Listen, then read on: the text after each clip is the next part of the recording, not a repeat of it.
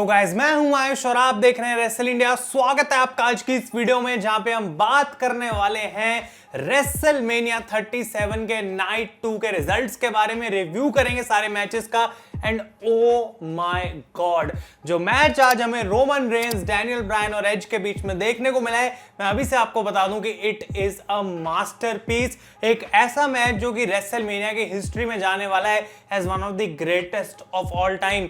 तो उस पे हम आने वाले हैं कि कौन उसको जीता उसकी भी हम बात करेंगे, लेकिन सीरीज में हम मैचेस से स्टार्ट करते हैं गाइस। और जो पहला मैच यहाँ पे हमें देखने को मिला वो था रैंडी ऑर्टन और द फील्ड के बीच में। और अगर आप एक्साइटेड हैं इस नाइट 2 के लिए, कमेंट में जाके भाई फटाफट से जो है मुझे अपने ओपिनियंस बताएं और साथ के साथ वीडियो पे भी एक लाइक जरूर ड्रॉप कर देना। तो इस मैच की हम बात करते हैं। रैंडी ऑर्टन पहले अपनी एंट्रेंस करते हैं, व्हाइट कलर का गियर उन्होंने पहना हुआ था तो वो थोड़ा सा एक चेंज था, लेकिन फील्ड के एंट्रेंस से पहले हमें गाइस कुछ और ही अजब सा देखने को मिल गया कि एक पाथवे बना हुआ, एक टनल सी बनी हुई है जिसके अंदर एक जला हुआ फील्ड खड़ा है और वो चलता हुआ आगे आता है और कुछ मैजिक होता है अचानक से और पुराना वाला फील्ड वापस आ जाता है। उसका मास्क थोड़ा नया व्हाइट कलर का और उसके बाद अलेक्सा ब्लिस की एंट्रेंस हमें देखने को मिलती है और उनका वो जो टॉय होता है छोटा छोटा जो वो घुमा रही थी इतने समय से, वो अब बहुत बड़ा सा वैसा ही टॉय लेके आती हैं, उसको घुमाती हैं और उसके अंदर से निकल कर आता है गाइस ये नया फील्ड।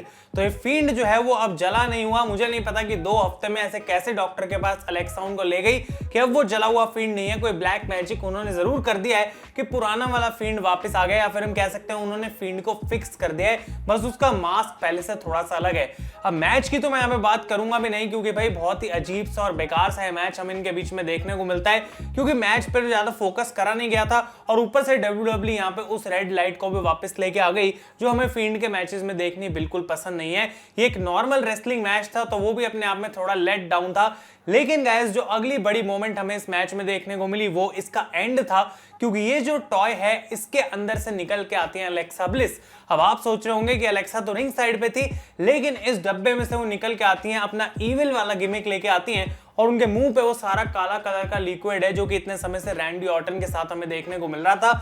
द फील्ड जो है इसको देख के शॉक रह जाता है एकदम और रैंडी ऑर्टन यहाँ पे एक आरकेओ लगाते हैं फील्ड के ऊपर, हरा देते हैं फील्ड को और इस मैच को गाइस रैंडी ऑर्टन ने जीत लिया है। और क्राउड चैंट कर रहा था यहाँ पे होली शिट पूरे समय, क्योंकि उनको यकीन नहीं हो रहा था अलेक्सा ब्लिस के लुक देख के और वो गाइस बहुत ही ज्यादा सरप्राइजिंग था।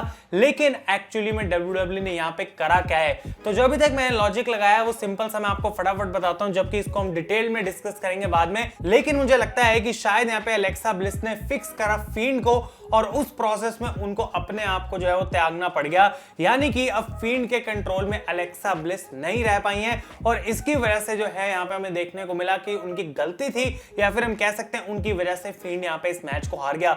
अब एक पॉइंट अभी भी मैं कंफ्यूज हूं कि क्या वो अलेक्सा ब्लिस जो निकल के आई थी क्या वो गॉडेस अलेक्सा ब्लिस है, यानी कि अलेक्सा ब्लिस अब फील्ड के जाल से भी छूट चुकी है और पुरानी वाली ब्लिस वापस आ गई है। तो अगर ऐसा है तो हमें कल मंडे नाइट रॉ पे पता लग जाएगा, लेकिन इसके बारे में हम गाइस और भी बात करेंगे। तो मैच कुछ खास नहीं था, लेकिन डेफिनेटली इसकी एंडिंग काफी शॉकिंग थी। अगले मैच की हम बात करते हैं गाइस, जो कि था विमेंस टैग टीम टाइटल के लिए Nia Jax and Shayna Baszler against Tamina Snuka and Natalia. और ये मैच भी काफी एवरेज या फिर उससे ही कम हमें देखने को मिला, कुछ खास इस मैच के अंदर था नहीं। मुझे लग रहा था कि टाइटल चेंज हो सकता है यहाँ पे, जो कि WWE ने नहीं करा और नाया जैक्स शेना बेसलर ने अपने टाइटल्स को रिटेन कर लिया है। तो इतना सही मैं बोलूंगा, खास कुछ बोलूंगा नहीं भाई इस मैच के बारे में। अगले मैच की हम बात करते हैं जहां से एक्चुअली रेसलमेनिया बहुत बढ़िया होनी स्टार्ट हो गई थी। Kevin Owens versus Sami Zayn और यहाँ पे स्पेशल गेस्ट थे लोगन पॉल जो कि रिंग साइड पे बैठे हुए थे और इन दोनों ने भाई कर दिया बिल्कुल कमाल। मैंने आपको पहले बोला था कि इनके मैचेस इतने सारे हो चुके हैं कि रिंग केमिस्ट्री की तो इनके हमें चिंता करने की जरूरत नहीं है, और अगर इनको थोड़ा टाइम दे दिया जाए तो कमाल का रेसलिंग मैच दे सकते हैं। और बिल्कुल वैसा इन दोनों की तरफ से गाइस हमें देखने को मिला।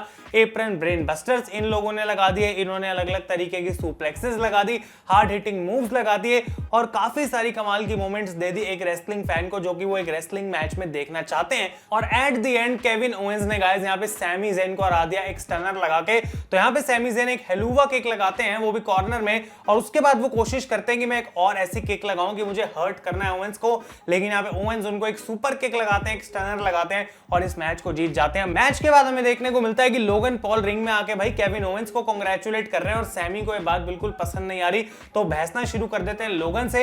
यहाँ पे लोगन जो है वो धक्का देते हैं सैमी ज़ेन को और एक बार फिर से सेलिब्रेट करना स्टार्ट करते हैं केविन ओवेंस के साथ, लेकिन केविन को भाई कुछ भी लेना देना यहाँ पे था था नहीं, वो स्टनर लगाते हैं लोगन पॉल को और वो यहां से चले जाते हैं। तो बिल्कुल काइंड ऑफ जैसे स्टोन कोल्ड किया करते थे वही चीज हमें यहाँ पे गाइस केविन ओवेंस की तरफ से देखने को मिली। लेकिन रेसलिंग वाइज गाइस ये मैच बहुत ही ज्यादा बढ़िया था। अगले मैच की हम बात करते हैं जो कि था for the United states championship, riddle against Sheamus, और एक बार फिर से आउटस्टैंडिंग मैच। मतलब अगर मेन इवेंट को हटा दें तो आई थिंक उसके बाद सबसे बढ़िया मैच यही हमें देखने को मिला। क्या हार्ड हिटिंग गजब मतलब था सब कुछ यहाँ पे भी। और मुझे लग रहा था एक बार फिर से यहाँ पे टाइटल चेंज होगा नहीं, लेकिन हो गया भाई।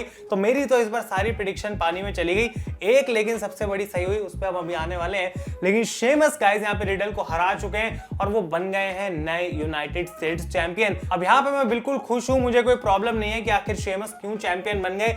लेकिन रिडल के साथ WWE आगे क्या करती है वो देखना इंटरेस्टिंग रहेगा। आई थिंक इन्हीं की फ्यूड आगे कंटिन्यू होने वाली है। लेकिन जैसा कि मैं कह रहा हूं ये मैच बहुत ही ज्यादा बढ़िया हमें देखने को मिला।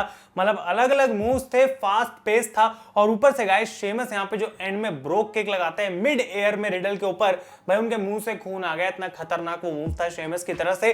तो कांग्रेचुलेशंस टू शेमस भाई, जिन्होंने गजब का मैच दे दिया यहाँ पे रिडल के साथ, उनको टाइटल भी मिल गया और उनकी ये रेसलमेनिया मोमेंट बन गई। आप डेफिनेटली जाएं और गाइस इस मैच को चेकआउट करें।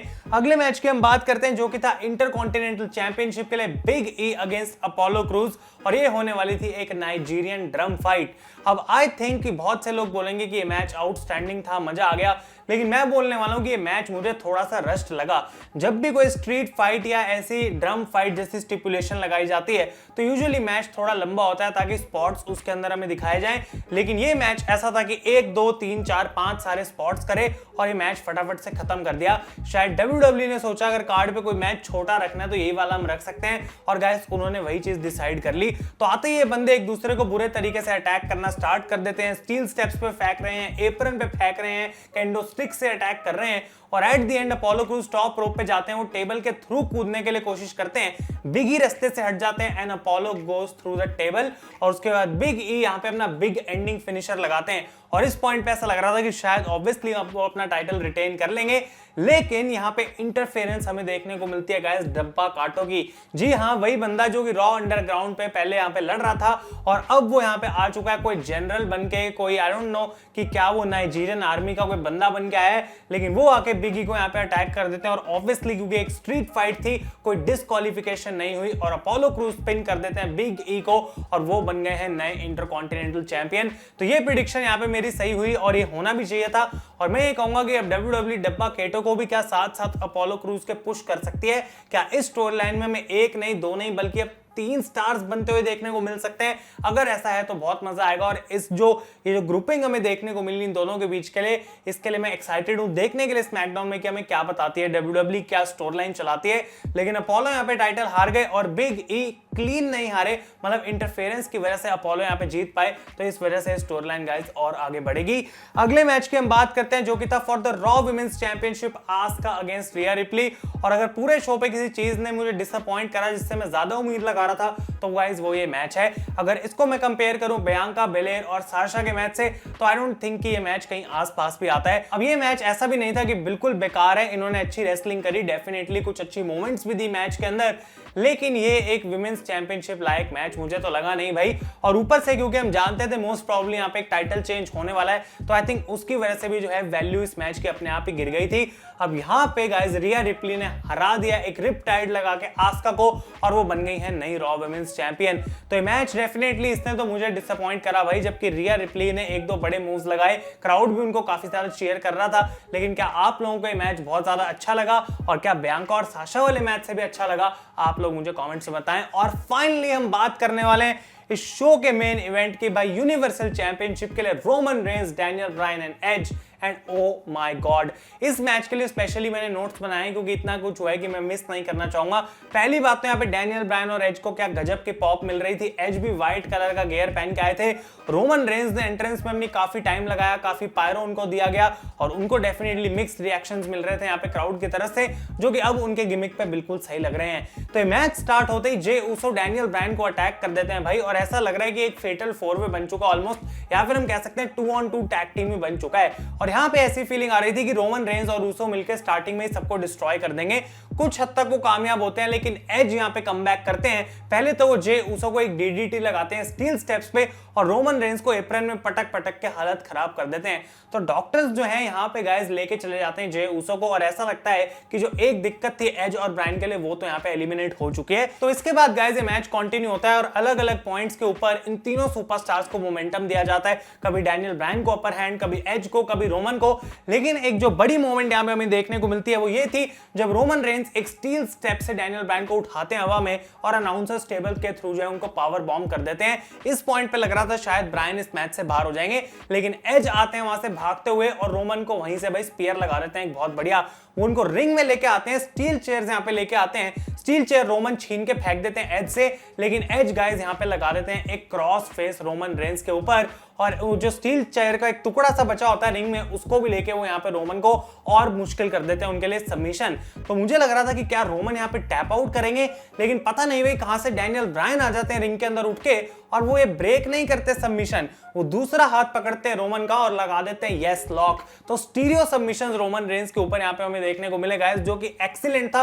और उसके बाद ब्रायन और एज साथ साथ जो है हेडबट्स मार के एक दूसरे से भी लड़ रहे हैं। And I think this is that iconic moment जो कि जाएगी भाई रेसलमेनिया के हिस्ट्री के अंदर। एब्सोल्युटली फैंटास्टिक ये चीज गाइस हमें देखने को मिली। तो एज और ब्रायन आपस में लड़ रहे थे, लेकिन इसके बाद एज स्पीयर लगा देते हैं डैनियल ब्रायन को भी, रोमन रेंज को भी।